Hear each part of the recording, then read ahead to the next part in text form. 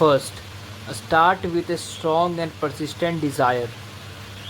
This is of far more importance than you probably realize.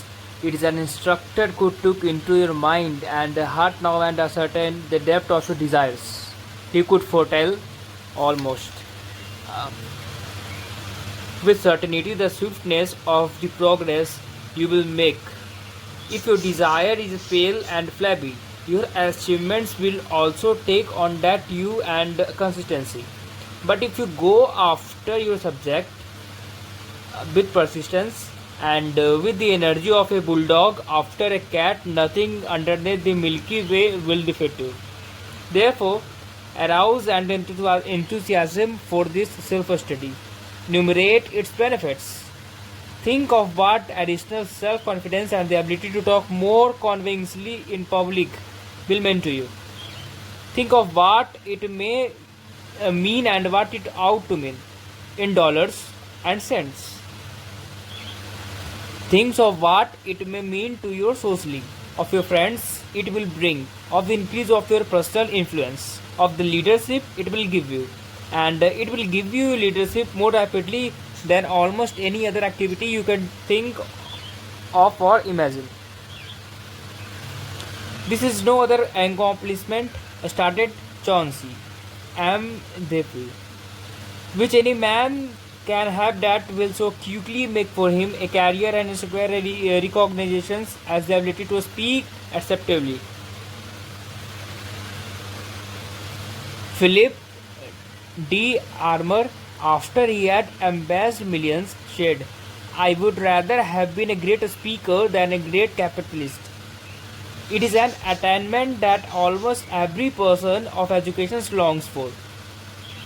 After Andrew Carnegie's death, there was found among his papers a plan for his life drawn up when he was 33 years of age. He then felt that in 2 more years he could so arrange his business so to make an annual income of 50,000. So he proposed to retire at 55, go to export and get it through educations and pay special attention to speak in public.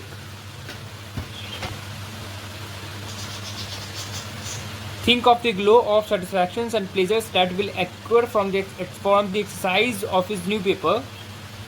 The author was travelled around over no small part of the world and has had many and varied experiences. But for downright and lasting inward satisfactions, he knows for of few things that will compare to standing before an audience and making men. Think your thoughts after you. It will give you a sense of a strength, a feeling of power. It will be appeal to your pride of personal accomplishment. It will set you off from and rise and above your fellow men. This is a magic in it and never to be forgotten thrill. 2 minutes before I begin, a speaker confessed, I would rather be whisked than start. But 2 minutes before I finish, I could rather be shot than stop. In every effort, some men grow faint-hearted and fall by the wayside. So you should keep thinking of what this skill will mean to you until your desire is white hot.